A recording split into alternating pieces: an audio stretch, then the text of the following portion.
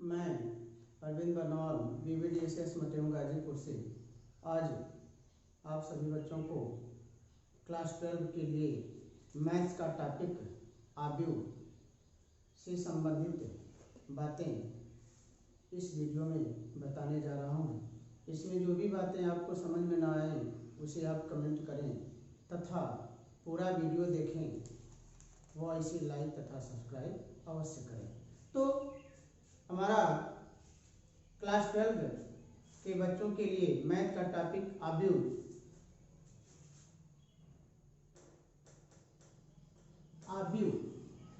Matrix आव्यूह।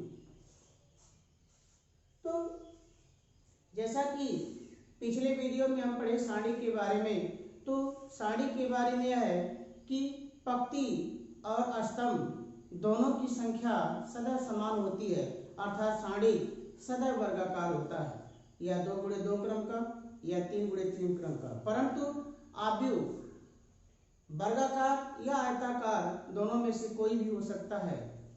जैसे सारणी में था कि क्षैतिज रेखाएं पंक्ति कहलाती हैं और ऊर्ध्वाधर स्तंभ कहलाती हैं, उसी प्रकार क्षैतिज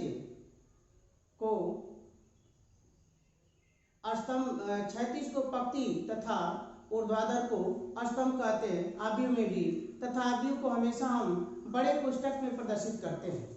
आव्यूह की परिभाषा कि यदि यमन अवयवों को एक ऐसे समूह में प्रदर्शित किया जाए जिसमें यम पंक्तियां तथा यन स्तंभ हों या यन पंक्तियां तथा यम स्तंभ हो, तो ऐसे समूह को हम आव्यूह कहते हैं।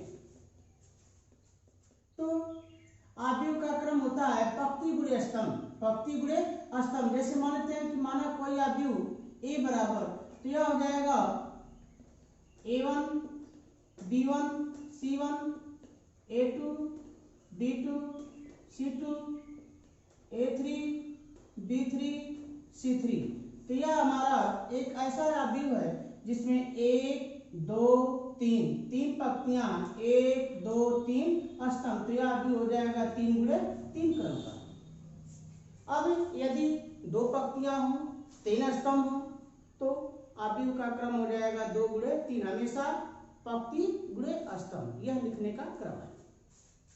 अब जैसे यदि कोई आव्यूह जिसका व्यापक रूप हमें दिया हो AIJ का दिया जाए कि इसकी सहायता से 2 गुणे 2 क्रम का आव्यूह ज्ञात कीजिए, तो AIJ के आधार पर हमको ज्ञात करना है। I जो है पंक्ति और J स्तंभ, तो A11 यानी पहली पंक्ति और पहला स्तंभ, पहली पंक्ति और पहला स्तंभ। तो I जैसे AIJ बराबर अगर हमको दे दिया गया I plus 3J, I plus 3J, AIJ का मान दे दिया गया। तो अब यदि I का मान 1 J का मान 1 लें, तो हो जाएगा 1 प्लस 3 × 1 3, तो हो जाएगा 4, यानी पहली पंक्ति और पहले स्तंभ हो जाएगा हमारा एलिमेंट 4। अगर A12 निकालना हो, तो A12 बराबर 1 धन 3 गुना के 6, तो 6 हो जाएगा 7। अगर A13 निकालना हो, तो 1 धन 3 3 9, तो 9 10। अगर A21 निकालना हो, यानी दूसरी पंक्ति पहला स्तंभ, तो 2 धन 3 1 3 5 हो जाएगा। अगर A22 निकालना हो, तो 2 धन 3 गुना के 6, तो 8 हो जाएगा। अगर A23 निकालना हो, तो यह हो जाएगा 3 3 9, तो 9 2 11 हो जाएगा। इस प्रकार यह हमारा आव्यूह A बराबर हो जाएगा मान पहली पंक्ति और पहले स्तंभ में मान हमारा है 4, पहली पंक्ति और दूसरे स्तंभ में मान है 7, पहली पंक्ति और तीसरे स्तंभ में मान 10, दूसरी पंक्ति और पहले स्तंभ का मान है 5, दूसरी पंक्ति और दूसरे स्तंभ का मान है 8, दूसरी पंक्ति और तीसरे स्तंभ का मान है 11। तो यह हमारा आव्यूह ए बराबर हो गया 4, 7, 10, 5, 8, 11। यानी इस तरह से हम आई और जे के रूप में मान रख करके आव्यूह का जो है एक खाका तैयार करते हैं। और उसके बाद आव्यूहों का योग, आव्यूहों का घटाना, आव्यूहों का गुणनफल। तो अब इसके बाद हम पढ़ेंगे आव्यूहों का योग। आव्यूहों का योग, आव्यूहों का योग।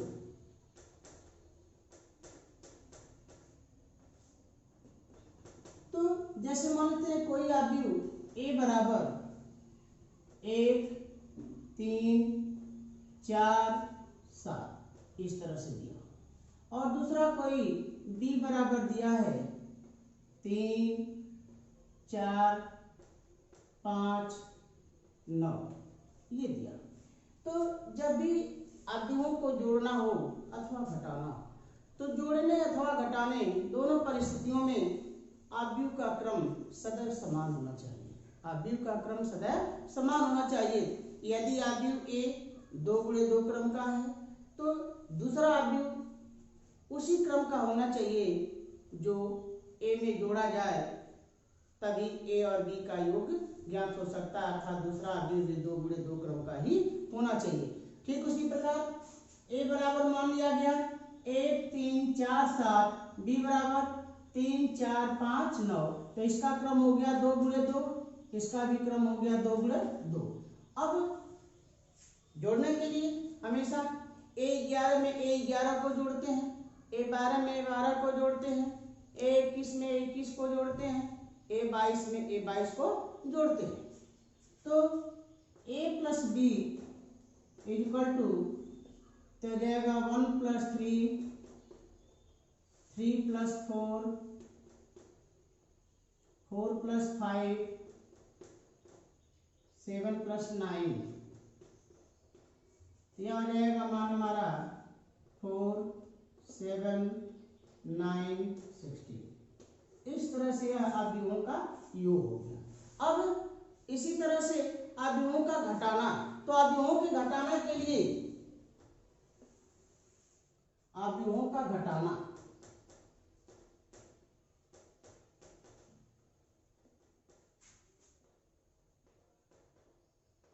आव्यूहों का घटाना, तो घटाना के लिए मान लेते हैं कि कोई आव्यूह ए बराबर 1, 2, 3, 4, 6, 8 मान लिया दिया हुआ है। तो दूसरा आव्यूह बी बराबर मान लेते हैं 3, 4, 5, 7, 9, 3 ये दिया हुआ है। अब हमको ए में से बी को घटाना है, ए में से बी को घटाना है। तो आव्यूहों का घटाना यानी ए माइनस बी, तो 1 ऋण 3, फिर 2 ऋण 4, 3 ऋण 5,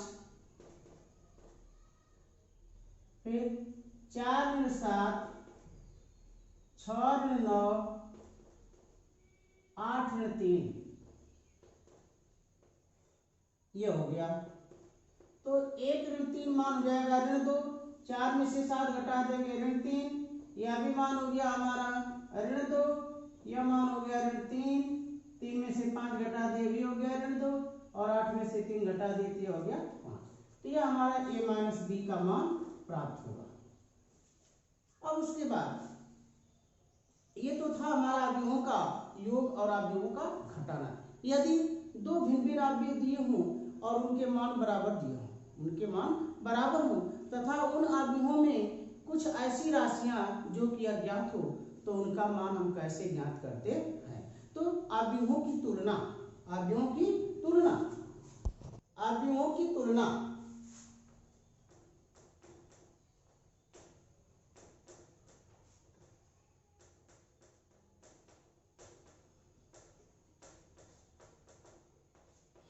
जैसे मानते हैं एक आव्यूह हमारा दिया हो 3 धन x 5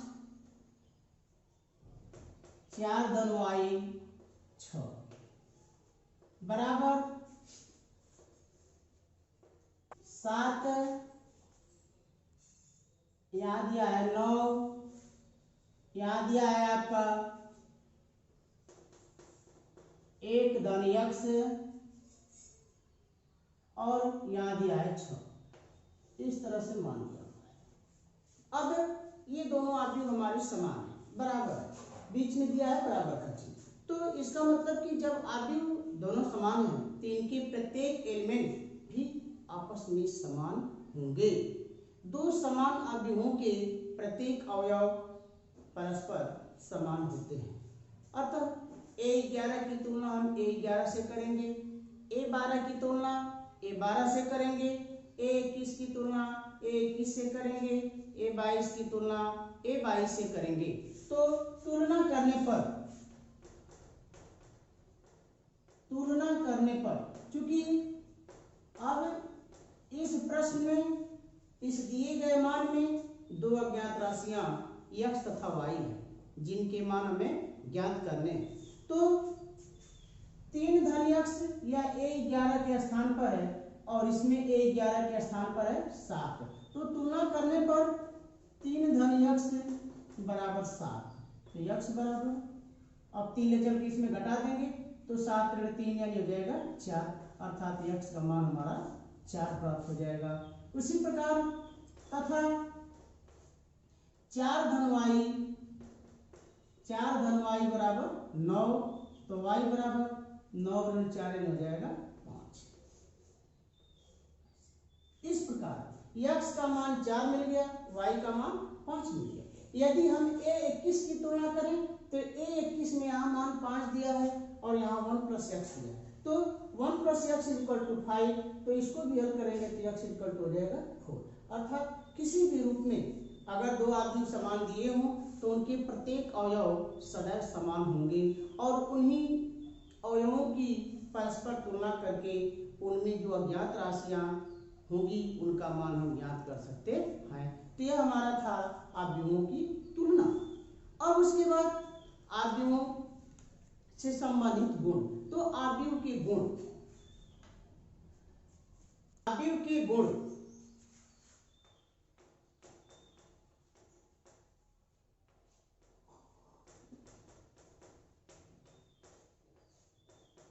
तो आव्यूह के गुण में पहला गुण जैसा कि आपको बताया परिभाषा के अनुसार कि आव्यूह सदैव आयताकार या वर्गाकार हो सकता है, आयताकार भी हो सकता है, वर्गाकार भी हो सकता है। क्षैतिज क्रम में लिखे अवयवों को हम पंक्ति कहते हैं तथा ऊर्ध्वाधर क्रम में लिखे अवयवों को हम स्तंभ कहते हैं। आव्यूह सदैव पंक्ति गुणे स्तंभ क्रम में लिखा जाता है, पंक्ति गुणे स्तंभ। और उसके बाद दूसरा नियम कि यदि दिए गए आव्यूह में किसी अदिश संख्या से, किसी आंकिक मान से गुणा करना हो तो उस संख्या का गुणनफल उस आव्यूह के किसी एक पंक्ति अथवा किसी एक स्तंभ, किसी एक पंक्ति अथवा किसी एक स्तंभ में न होकर उस आव्यूह के सभी अवयवों में होता है। जैसे मान लेते हैं कि आव्यूह हमारा है a बराबर 3, 5, 8, 1, 4, 7, ये दिया हुआ है। अब यदि किसी संख्या से हमको गुणा करना है 2a, 2 से अगर गुणा करना है तो इस 2 से जब गुणा करेंगे तो 3, 5, 8, 1, 4, 7, तो 2 से सब में गुणा हो जाएगा, तो हो जाएगा 2 3 6, 2 5 10, 2 8 16, 2 1 2, 2 4 8, 2 7 14, यह हो जाएगा 2 का मान। इस प्रकार हम आव्यूह में किसी अधिक संख्या से गुणा करके उसका मान प्राप्त करते हैं। उसी क्रम में भाग से संबंधित विवाद कि यदि किसी संख्या से भाग देनी हो तो आव्यूह के प्रत्येक अवयव में उससे भाग होता है, प्रत्येक अवयव में उससे भाग होता है। अब उसके बाद है अवयवों का गुणनफल। अवयवों का गुणनफल, अवयवों का गुणनफल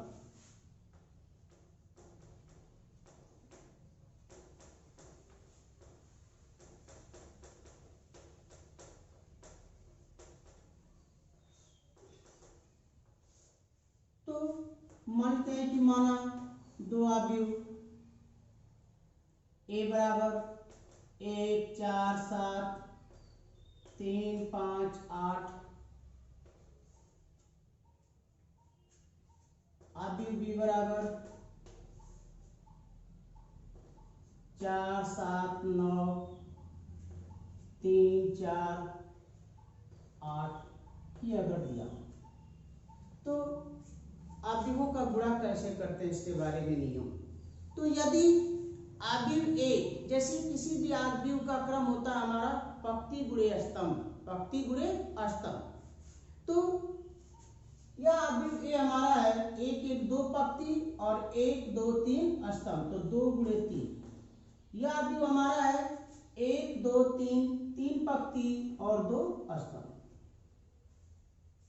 यदि अवयव ए यानी पहले अवयव, यदि अवयव ए के स्तंभों की संख्या, यदि अवयव ए के स्तंभों की संख्या अवयव बी के पंक्तियों की संख्या के बराबर हो, अवयव ए के स्तंभों की संख्या अवयव बी के पंक्तियों की संख्या के बराबर हो, तो गुणनफल ए बी संभव है।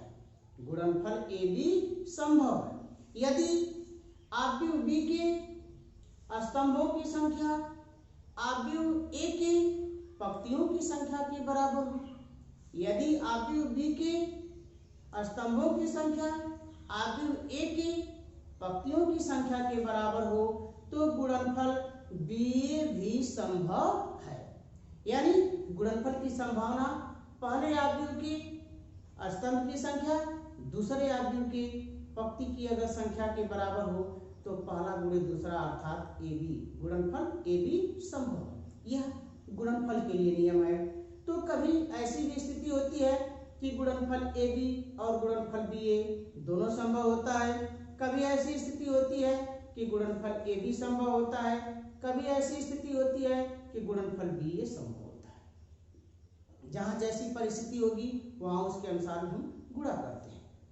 अब प्रत्येक दो अवयव के लिए यदि गुणनफल ए बी और गुणनफल बी ए दोनों संभव हो, तो गुणनफल ए बी का मान सामान्यतया गुणनफल बी ए के मान के बराबर नहीं हो सकता। यानी गुणनफल ए बी का मान गुणनफल बी ए के बराबर नहीं हो सकता, अर्थात गुणनफल ए बी का मान अलग प्राप्त होगा और गुणनफल बी ए का मान अलग प्राप्त होगा। अब उसके बाद हम कैसे गुणा करते हैं। तो गुणा करने के लिए यदि अवयव ए बी अवयव ए के स्तंभों की संख्या अवयव बी के पंक्तियों की संख्या के अगर बराबर हो, यानी सी आर क्रम, सी आर पहले अवयव का कॉलम और दूसरे अवयव का रो, कॉलम रो सी आर बराबर हो, तो गुणनफल ए बी संभव होगा। अब गुणनफल करने के लिए नियम कि अवयव ए की पंक्तियों के अवयवों का क्रमशः अवयव बी के स्तंभों के अवयवों में गुणा करके, यानी पहली पंक्ति और पहला स्तंभ, पहली पंक्ति और पहला स्तंभ लेते हैं, उसमें जितने भी एलिमेंट होंगे सबका क्रम से गुणा करके उसे हम जोड़ करके पहली पंक्ति और पहले स्तंभ के पास लिखते हैं, यानी A11 के स्थान पर लिखते हैं। पुनः यदि दूसरा भी स्तंभ हो, तो पहली पंक्ति के सभी अवयवों की संख्या से क्रमशः दूसरे अवयव के स्तंभों में, यानी दूसरे स्तंभ में गुणा करके उसे A12 के स्थान पर लिखते हैं। इसी प्रकार यदि तीसरा भी स्तंभ हो तो A13 के स्थान पर, फिर 21, 22, 23 इस प्रकार गुणा करके हम गुणनफल ए बी का मान ज्ञात करते हैं। तो अब यहाँ देखते हैं दिए हुए प्रश्न के लिए कि A बराबर मान हमारा 2 गुणे 3 क्रम का अवयव है और B हमारा 3 गुणे 2 क्रम का है। चूंकि आव्यूह ए के स्तंभों की संख्या 3 और आव्यूह बी के पंक्तियों की संख्या 3, यानी कि आव्यूह ए में 3 स्तंभ, आव्यूह बी में 3 पंक्ति, अर्थात आव्यूह ए के स्तंभों की संख्या आव्यूह बी के पंक्तियों की संख्या के बराबर है। अतः हम कह सकते हैं कि गुणनफल ए बी संभव है। तो गुणनफल ए बी, तो ए बी के लिए अब पहली पंक्ति का गुणा पहले स्तंभ में, फिर पहली पंक्ति का गुणा दूसरे स्तंभ में, उसी तरह से दूसरी पंक्ति का गुणा पहले स्तंभ में, फिर दूसरी पंक्ति का गुणा दूसरे स्तंभ में हम करके लिखते हैं। तो पहली पंक्ति के एलिमेंट थे हमारे 1 4 7, दूसरे आव्यूह में पहले स्तंभ के एलिमेंट है 4 7 और 9। तो गुणा करेंगे 1 का 4 में, 4 का 7 में, 7 का 9 में, और इन सभी के गुणनफल को एक साथ हम जोड़ करके A11 के स्थान पर लिखेंगे। तो यह मान हो जाएगा हमारा 1 गुणे 4 प्लस 4 इंटू 7 प्लस 7 इंटू 9। अब उसके बाद 1 into 3 plus 4 into 4 plus 7 into 8। फिर से गुणा 3 into 4 plus 5 into 7 plus 8 into 9, 3 into 3 plus 5 into 4 plus 8 into 8, ये मान दिया। अब उसके बाद इसको हम सरल करते हैं। तो सरल करेंगे तो 4 एकम 4, 7 चौका 28, 9 सते 63, यह हो गया 3 चौके 12, 5 सते 35, और यह हो गया 8 9 72। फिर इधर भी 3 एकम 3, 4 चौके 16 और 7 8 56, फिर 3 3 9, 5 चौके 20 और 8 8 64। अब इसको हम फिर जोड़कर लिख देते हैं। तो यह मान जाएगा हमारा 4 8 4 12, 12 3 15 को 5 80 1 6 2 8 9 95, यह हो गया हमारा 5 2 7 2 9, और यह हो गया 3 1 4 और 7 4 11। फिर यह हो गया 6 3 9 9 6 15, 5 1 6 6 1 7, फिर 9 4 13 को 3 हासिल 1 6 2 8 9। तो यह हमारा मान हो गया गुणनफल ए बी का कि 95 75 119 और 93। यदि अब हम देखते हैं क्या क्या इसमें गुणनफल बी ए भी संभव है अथवा नहीं। तो आव्यूह बी में ये पंक्ति है और यह स्तंभ है, यानी 2 स्तंभ 3 पंक्ति और 2 स्तंभ। आव्यूह ए में 2 पंक्ति और 3 स्तंभ। तो आव्यूह ए के स्तंभों की संख्या 2 और आव्यूह बी के स्तंभों की संख्या 2 और आव्यूह ए की पंक्तियों की संख्या 3। तो ठीक वही स्थिति कि आव्यूह बी की स्तंभों की संख्या आव्यूह ए की पंक्तियों की संख्या के बराबर है, अतः गुणनफल बी ए भी संभव है। तो जब गुणनफल बी ए भी संभव है तो हम बी ए का भी मान ज्ञात करेंगे। तो बी ए का मान ज्ञात करने के लिए तो बी ए तो पहले हो जाएगा बी, फिर उसके बाद ए। तो बी 4 7 9 3 4 8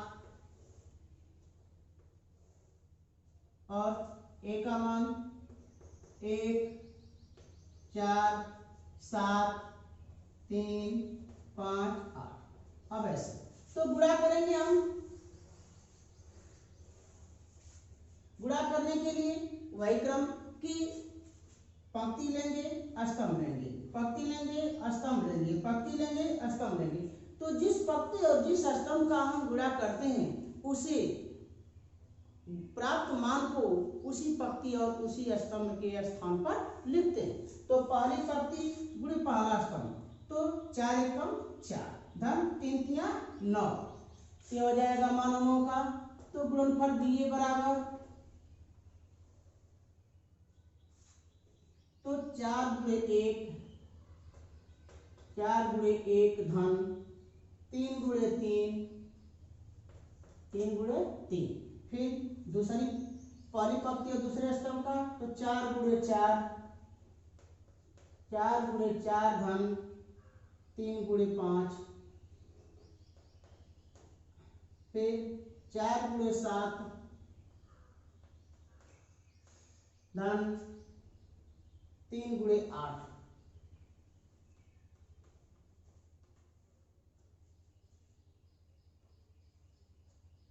अब उसके बाद दूसरी पंक्ति, तो 7 गुणे 1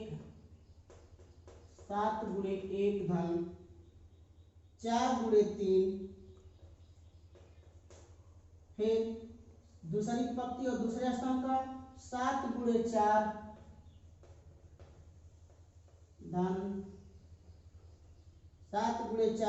धन 4 गुणे 5। फिर 7 गुणे 7 धन 4 गुणे 8। फिर 9 गुणे 1 धन 8 गुणे 3। 9 गुणे 4 धन 8 गुणे 5। 9 गुणे 7 धन 8 गुणे 8।